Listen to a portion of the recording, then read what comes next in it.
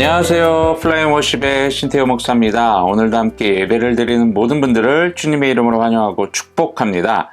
오늘 우리에게 주신 하나님의 말씀은 베드로전서 3장 8절에서 12절까지의 말씀입니다. 마지막으로 말하노니 너희가 다 마음을 같이하여 동정하며 형제를 사랑하며 불쌍히 여기며 겸손하며 악을 악으로 욕을 욕으로 갚지 말고 도리어 복을 빌라. 이를 위하여 너희가 부르심을 받았으니 이는 복을 이어받게 하려 하심이라. 그러므로 생명을 사랑하고 좋은 날 보기를 원하는 자는 혀를 금하여 악한 말을 그치며 그 입술로 거짓을 말하지 말고 악에서 떠나 선을 행하고 화평을 구하며 그것을 따르라. 주의 눈은 의인을 향하시고 그의 귀는 의인의 간구에 기울이시되 주의 얼굴은 악행하는 자들을 대하시느니라 하였느니라. 아멘. 여러분, 우리가 속해 있는 여러 공동체들이 있을 거예요. 가정, 학교, 회사, 교회, 이런 곳에서 우리는 얼마나 그 공동체에 만족하고 지내십니까? 그리고 또 만족스럽지 못한 부분이 있다면 어떠한 부분이 그렇습니까? 우리는 우리가 속한 공동체가 100% 만족스럽지는 않을 거예요. 근데 이렇게 만족스럽지 못하면서도 그 공동체에 계속 소속이 되려고 하는 것은 어떠한 이유에서 그런가요? 그 공동체가 나에게 있어서 특별한 의미를 부여하거나 나에게 있어서 얼마나 또 이 공동체가 소중한 공동체고 또 이 공동체를 내가 얼마나 많이 사랑하는지에 따라 이 공동체에 남아있을 것인지 이 공동체를 떠날 것인지가 이제 결정이 날 것입니다. 우리가 가정이나 교회, 회사, 학교, 분명히 이런 곳에서요, 갈등이 존재해요. 하지만 그 갈등으로 인해서 그 공동체를 떠날 수도 있지만 떠나지 않는 사람들도 많이 있습니다. 아무리 갈등이 일어나고 있지만 그 공동체가 내 삶에 주는 의미가 각별하고 특별하기 때문에 우리는 그 공동체를 아무리 갈등 관계에 놓여 있고 정말 불평과 불만이 쌓여 있을지라도 그 공동체를 떠나기 쉽지는 않을 것입니다. 심지어는 우리가 만족스럽지 못한 그런 모습들이 우리 공동체 안에 있음에도 불구하고 내 자신을 낮추기까지 하며 또 내 자를 내려놓으면서 인내하며 버티며 그 공동체에 남아있는 그런 분들도 계실 것입니다. 여러분, 오늘 본문 말씀 8절을 보면요, 이런 표현이 있습니다. 다 마음을 같이 하여. 이 표현을 좀 원어적인 그 의미로 다시 한번 해석을 드리면 이런 뜻입니다. 일치하는 마음이 되다라는 거예요. 우리가 흔히 말하는 한 마음을 품다 이런 의미와도 이제 매우 흡사하죠. 여기서 한 마음을 품으라고 말을 하는 것은 절대로 한 교회나 또는 가정이나 학교나 회사나 그 공동체 안에서 갈등 없이 지내라는 그 결론을 이야기를 하는 것이 아닙니다. 하나님께서는 하나님의 자녀들에게 다양한 은사와 재능 등을 주셨는데 이러한 상황에 놓이다 보니 당연하게 생각의 차이가 난다는 거예요. 서로 다른 은사를 가지고 있고 서로 다른 특징을 가지고 있고 서로 다른 생각을 갖고 있기 때문에 이 공동체 안에서는 갈등이 일어날 수밖에 없는 그 요인이 있다라는 거예요. 그런데 이러한 상황 속에서 어떠한 삶을 살아가야 되냐? 그것을 인정하라는 거예요. 서로의 다름을, 서로가 생각의 차이가 있다라는 것을 인정하라는 거예요. 그리고 의견 차이가 나고 갈등이 일어나고 있는 이러한 상황이 우리 공동체 안에도 존재하고 있다는 그 사실조차도 우리는 인정을 할 필요가 있다는 거예요. 성경에서도 절대로 이렇게 이야기를 하는 것이 아닙니다. 그 공동체가 갈등 없이 지내야 된다, 분쟁 없이 지내야 된다, 생각의 차이가 있어서는 안 된다라고 말을 하지 않아요. 이렇게 갈등이 일어나고 분쟁이 일어나는 그런 상황 속에서 우리는 서로의 의견 차이를 어떻게 좁혀갈 것인지 그것에 초점을 맞추며 살아가야 된다라고 성경을 이야기를 하는 것입니다. 여러분, 모든 사람이 동일한 성격과 생각을 갖고 살아갈 수는 없어요. 왜요? 하나님께서 서로 모든 사람이 다 다르게 만드셨기 때문이에요. 그러나 서로의 다름을 인정하고 더불어 한 공동체 안에서 그러한 다름이 어떻게 하나된 마음으로 모아지는지가 우리 그리스도인이 속한 공동체에서는 더 중요하다라는 거예요. 이렇게 서로의 다름을 인정하고 존중하면서 하나된 마음으로 모아지기 위해서 필요한 것에 대해서 오늘 본문에서도 쭉 이제 이야기를 하고 있어요. 먼저 서로 동정하라고 이야기를 합니다. 동정.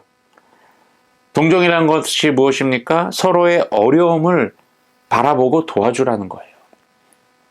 그리고 서로 사랑하고 불쌍히 여기라고 이야기를 하고 있어요. 여러분, 불쌍히 여긴다라는 것은 뭐예요? 내 옆에 있는 그 동역자가 겪고 있는 고난, 고통이 있을 거예요. 그것을 보면서 함께 동참하라는 거예요.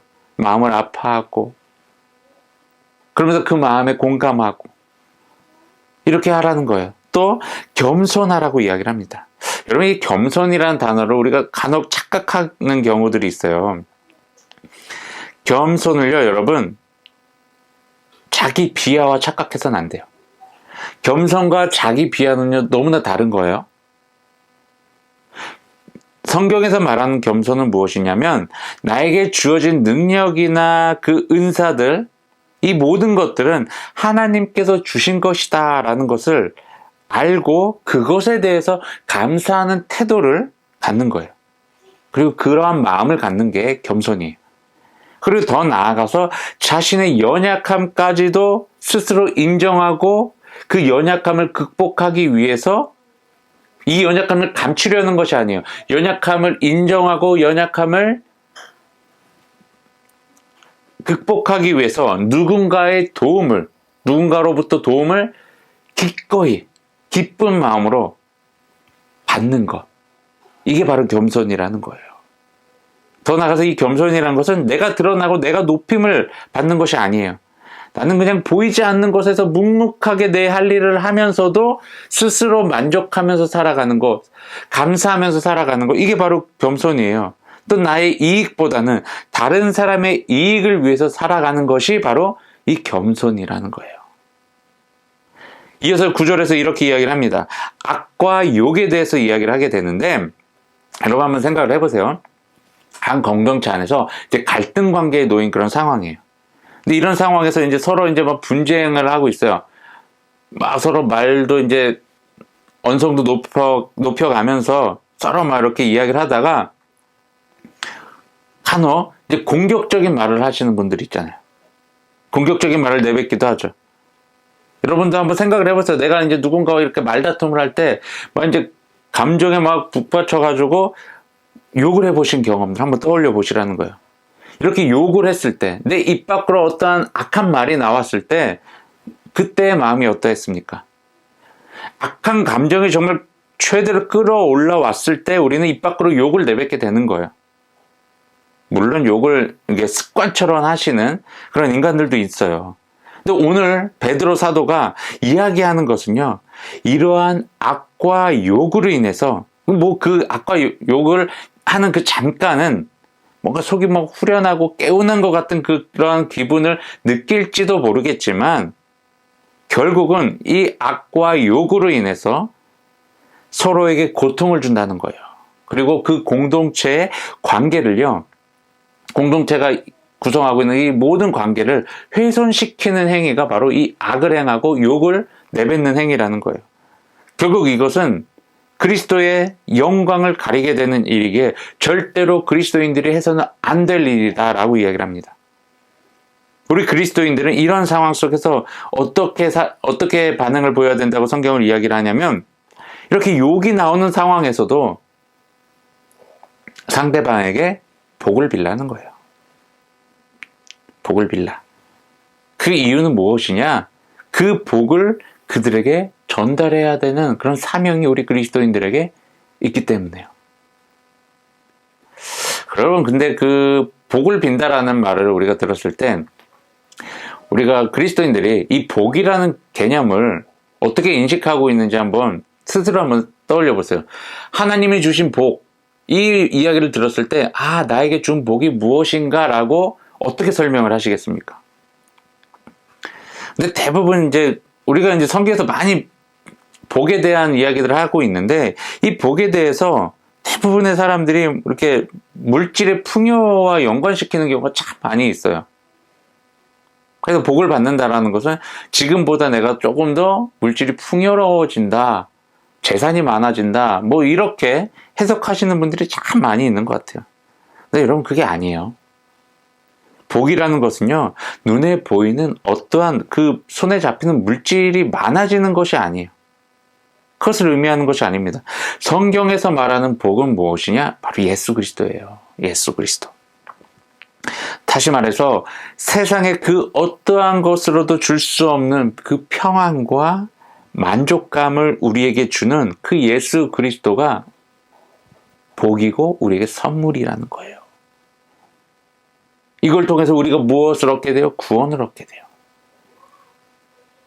그러면서 구원을 받은 삶에 대해서 어떻게 이야기를 해요? 감사하며 만족하며 살아가는 거예요. 이게 성경에서 말하는 복이에요. 여러분, 제가 설교 초반에 한 공동체 안에서 갈등이 일어나면서 그 공동체가 만족스럽지 못한 모습들이 많이 보일 수도 있다고 이야기를 했어요. 근데 여러분, 하나님께서 우리에게 주신 복이 뭐라고요? 나에게 주어진 삶 속에서 감사하며 살아가는 것, 나에게 주어진 그 삶 속에서 만족하며 살아가는 것. 이게 바로 우리에게 주신 복이라는 거예요.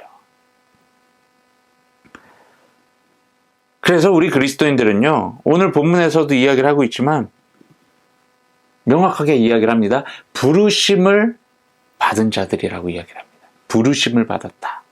어떠한 일에 부르심을 받았다? 복을 빌어주는 그 삶을 살도록 우리가 하나님으로부터 부르심을 받았다라는 거예요. 복을 빌어준다는 것은 뭐예요? 복을 전하라는 거예요. 복을 전하라는 거. 예수 그리스도를 전하라는 거예요. 여러분, 근데 예수 그리스도를 전하려면 어떻게 해야 돼요? 막 악행을 행해야 되나요? 뭐 욕을 막 내뱉어야 되나요? 아니에요. 욕을 하고 악을 행하는 이 모든 것들은 그리스도를 전할 수 있는 일들이 아니고 그리스도의 영광을 가리는 일들이라고 이야기를 했습니다. 여러분, 그리스도인들에게 어떻게 해야 된다고 오늘 본문에 또 이야기를 하냐면 자신의 혀를 금하라고 이야기를 합니다. 악한 말을 그치고 그 입술로 거짓을 말하지 말고 악에서 떠나 선을 행하고 화평을 구하며 또 그것을 따른다고 오늘 본문에서 이야기를 하고 있어요. 혀를 금해야 된대요. 그러니까 말조심하라는 거예요. 말조심. 그러면서 뭔가 이렇게 내 입 밖으로 뭔가 악한 말이 막 끌어 올라와서 나오려고 할 때 그것을 막아버리라는 거예요. 막아버리라는 거예요. 우리가 하는 모든 말 속에서 거짓을 제거해야 돼요. 거짓은요, 하나님으로부터 나오는 그 말이 아니에요. 거짓은 누군가 남을 속이며 누군가에게 피해를 입히며 내가 이득을 취하기 위해서 하는 것이 거짓이잖아요. 이건 악한 거예요. 악한 거. 그래서 우리가 해야 될 일이 뭐예요? 악한 것으로부터 떠나서 선을 행하라는 거예요. 그리고 화평을 구하라는 거예요. 그리고 이러한 삶을 통해서 복을 전하라는 거예요. 사람들에게. 복을 전하는 삶. 이 삶이 우리 그리스도인이 행해야 될 삶이며 정말 사명이라는 거예요. 여러분, 우리가 이렇게 그리스도인으로서 온전하게 살아갈 때 하나님께서는 우리를 보고 계시고 우리의 기도에 귀를 기울여 주실 것입니다. 이게 복된 삶이에요. 다시 말하면요, 하나님은요 늘 우리를 보고 계시고 우리의 기도에 귀를 기울이고 계세요. 근데 우리가 그것을 인식하지 못하는 거예요.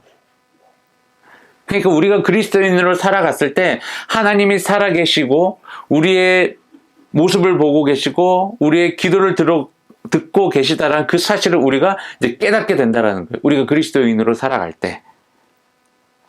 이게 복이라는 거예요. 여러분, 막 수천억이 나에게 주어진 거, 이게 복이 아니에요. 천지 만물을 지으신 하나님 아버지가 내 아버지임을 순간순간마다 깨닫고 그분과 끊임없이 교제하는 것, 이 삶이 바로 복된 삶. 하나님이 말하는 복이라는 거예요. 그리고 구원받은 삶, 그리스도인의 삶이라는 것입니다. 여러분 혹시 내가 속한 공동체에 갈등 관계 있습니까? 이 공동체가 뭐 가정이든 사회든 어떤 뭐 회사, 학교, 교회든 어떤 갈등 관계에 놓여져 있습니까? 여러분 갈등을 해결하기 위해 노력하세요. 해결하기 위해서. 근데 이 갈등의 문제를 제거하려고 힘을 쓰려는 것이 아닙니다. 이 갈등을 통해서 내가 갖게 된 악함을 먼저 버리는 거예요. 분명히 나의 어떤 악한 부분으로 인해서 이 공동체 안에 갈등이 일어난 거예요. 왜요? 갈등이 뭐예요? 서로 맞지 않기 때문에 일어나는 거잖아요. 그렇다면 저 사람이 분명히 저 사람에게 저 사람의 마음을 불편하게 만든 나의 행동이 있었다라는 거예요. 그것을 찾으시고 그것을 먼저 제거하라는 거예요. 그리고 아무리 상대방이 나를 향해서 비방하고 욕을 할지라도요, 내가 그리스도인이라면, 내가 하나님의 자녀라면 똑같이 하지 마세요. 막 저 사람이 나에게 욕을 하고 나에게 공격을 한다 할지라도 내가 그리스도인이라면 여러분 복을 빌어주세요. 복을 비세요. 여러분 나를 통해서 하나님의 영광이 드러나야 되잖아요. 근데 나를 통해서 사탄의 이름이 드러나면 되겠습니까? 여러분 상대방이 나에게 욕을 했을 때 내가 욕을 하지 않는 것, 내가 참는 것, 이것을 또 어떻게 보면 뭐 바보 같은 짓이라고 볼 수도 있겠어요. 하지만요 여러분 그게 바보 같은 짓이라도 그렇게 사세요. 왜요? 그 삶을 하나님께서 원하세요. 그리고 그러한 삶을 통하여서 하나님께서 영광 받으시기 때문이에요. 그리고 여러분 중요한 사실은요, 하나님께서 여러분이 지금 속해 있는 그 공동체로 불러주셨어요. 그리고 불러주신 목적이 있어요. 그 공동체 안에 하나님의 복을 전달하는 전달자로의 사명을 감당하기 위해서. 이러한 부르심을 입은 자들이 저와 여러분입니다. 우리 모두가요, 하나님의 부르심에 합당한 삶을 사시길 주님의 이름으로 축원합니다. 기도하겠습니다. 사랑과 은혜가 충만하신 하나님 참으로 감사와 찬양 올려드립니다.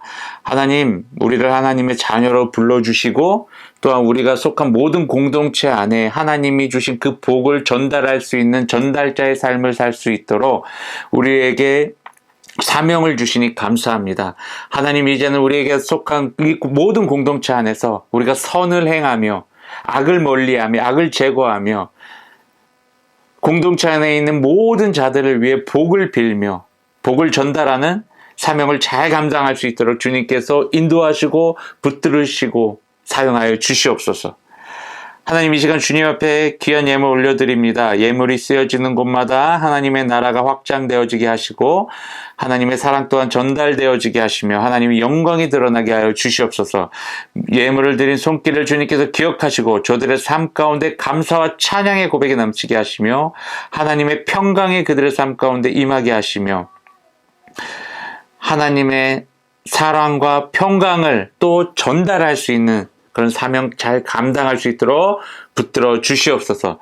이제는 우리 주 예수 그리스도의 십자가의 은혜와 하나님의 넓고 크신 사랑하심과 성령님의 보호 인도 동행하심이 오늘 이 자리에 모여 하나님께서 주신 사명을 잘 감당해 나가며 공동체 안에 선을 행하며 살아가겠다라고 결단한 우리 모든 그리스도인들 위해 지금으로부터 영원까지 함께하기를 간절히 축원하나이다. 아멘.